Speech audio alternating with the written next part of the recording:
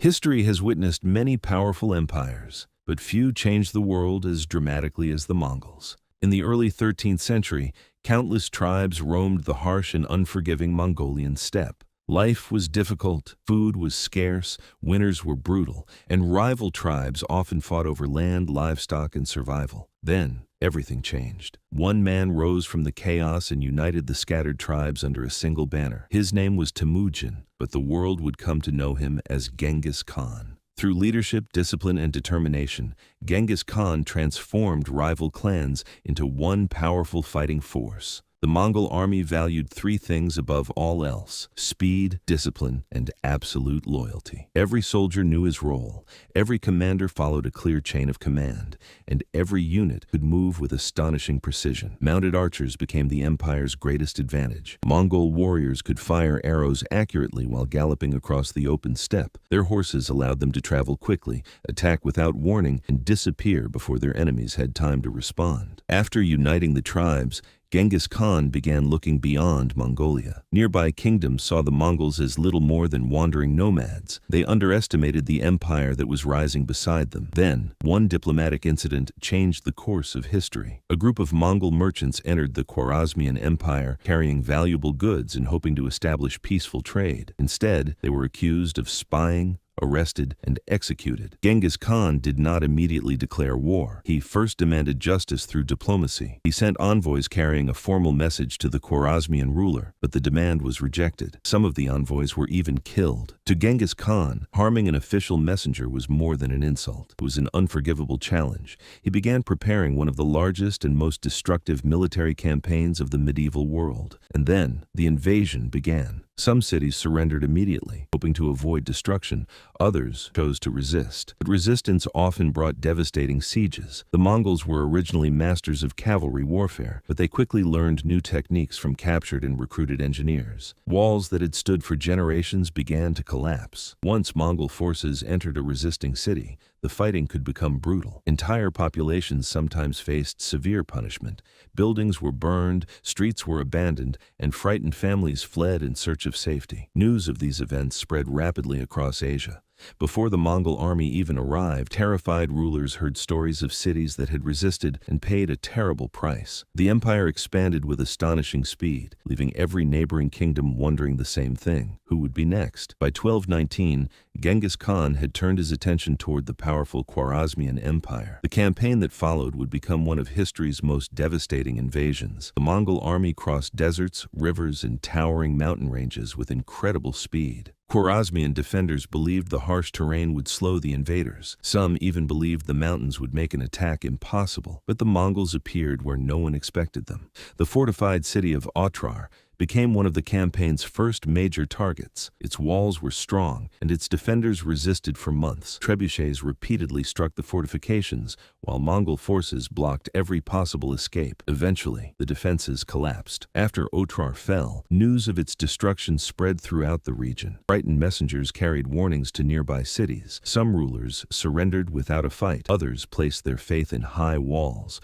large armies, and heavily defended gates. One of the wealthiest cities in Central Asia was Bukhara. Its markets were filled with silk, spices, pottery, and merchants from distant lands. It was a thriving center of trade, religion, and culture. Then, Mongol banners appeared outside its walls. Horsemen surrounded the city from multiple directions. The defenders fought, but resistance quickly weakened. Eventually, the gates opened and the city surrendered. Bukhara became a powerful symbol of the Mongols' seemingly unstoppable advance. The campaign then continued toward Samarkand, one of Central Asia's greatest cities. Samarkand had enormous walls, experienced soldiers, and a ruler who believed his army could defeat the invaders. But the Mongols did not rely on strength alone. They used deception just as effectively as force. Mongol cavalry units often pretended to retreat, tempting enemy soldiers to leave their defensive positions and chase them. Once the pursuers were separated from the main army, hidden Mongol forces would suddenly appear and surround them. What looked like panic was often a carefully planned trap. Military discipline gave the Mongols another powerful advantage. Mounted messengers carried orders quickly between commanders. Flags, horns, and signals helped coordinate units across the battlefield. Even while moving at tremendous speed, the army remained organized. Within days, Samarkand's defenses began to fail. When the city finally fell, neighboring kingdoms were shocked. Stories of destruction traveled faster than the Mongol army itself. In many places, fear convinced rulers to surrender before a battle even began. Psychological warfare had become one of the empire's greatest weapons. Not every city was destroyed. Communities that surrendered early were often treated differently from those that resisted. But for rulers considering defiance, the warning was clear. Resistance could bring devastating consequences. Within only a few years, Central Asia had been transformed forever. Yet, the Mongol expansion was far from over. Even greater campaigns still lay ahead. By the 1230s, the Mongol Empire had become the largest connected land empire the world had ever seen. After Genghis Khan's death, his sons, grandsons, and military commanders continued expanding into new territories. Mongol armies moved toward Persia and deeper into the Islamic world. Across the region, cities prepared for war. Workers reinforced walls, soldiers gathered weapons, and rulers stored supplies for what they expected would be long and difficult sieges. Some cities surrendered peacefully, hoping to survive. Others refused. The Mongols responded with carefully planned operations. Siege towers rolled toward defensive walls. Trebuchets launched heavy stones through the air. Engineers dug tunnels, redirected water, and searched for weak points in fortifications. The Mongol Empire had become highly skilled at adopting useful knowledge. Chinese engineers, Persian administrators, Central Asian craftsmen, and specialists from many conquered regions all contributed to its success. The Mongols did not simply destroy what they encountered. They also studied it, adapted it, and used it. Innovation had become another key to their power. In 1258, a massive Mongol army marched toward Baghdad. Baghdad was not an ordinary city. It was one of the greatest centers of learning, culture, trade, and scholarship in the medieval world. For centuries, it had flourished under the Abbasid Caliphate. Its libraries held priceless manuscripts. Merchants filled its markets with goods from across Asia, Africa, and Europe. But now, a Mongol army surrounded its walls.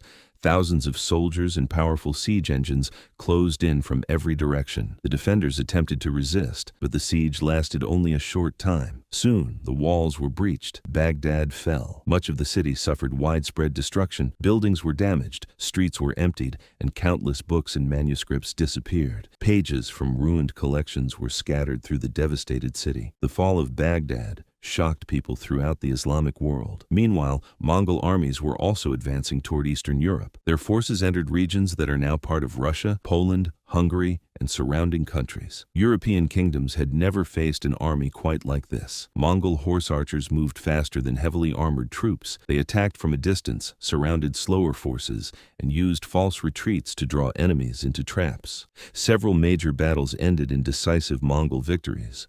Warning messages raced from castle to castle. Fear spread across Europe. Many rulers believed the Mongols might continue westward and conquer the entire continent. But then, events inside the Mongol Empire suddenly changed everything. The Great Khan died.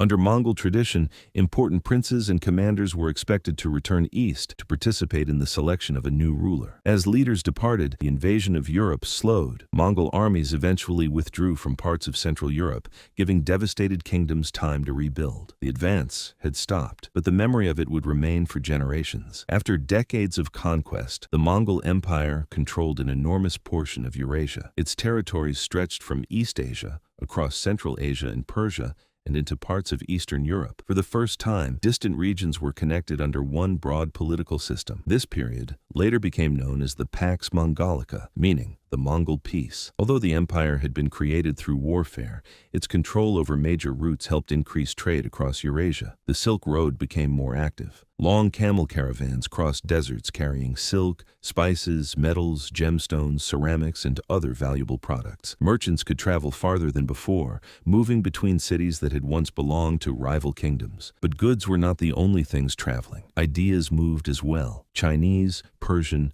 Arab, Central Asian, and European travelers exchanged knowledge at markets, royal courts, and caravan stops. The Mongols also encouraged communication across their empire. Their famous messenger network used relay stations positioned along important routes. Riders could exchange tired horses for fresh ones and continue carrying official messages at remarkable speed. Information that once took months to travel could now move across vast distances far more quickly. Yet the achievements of the Mongol Empire came with an enormous human cost. Historical sources describe severe losses, although exact numbers remain uncertain. Medieval writers often exaggerated figures, and modern historians continue to debate the true scale of the devastation. This is why the Mongol legacy remains so complex. Some remember Genghis Khan as a brilliant military strategist, a skilled leader, and the founder of an empire that connected distant civilizations. Others remember the cities that were destroyed, the families that were displaced, and the suffering caused by Mongol campaigns. Eventually, the empire became too large to govern as one unified state. Vast distances, political rivalries,